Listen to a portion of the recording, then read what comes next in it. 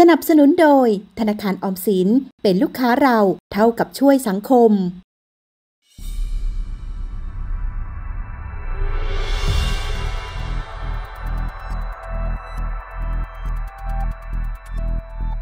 เมื่อวันที่ 4 กันยายน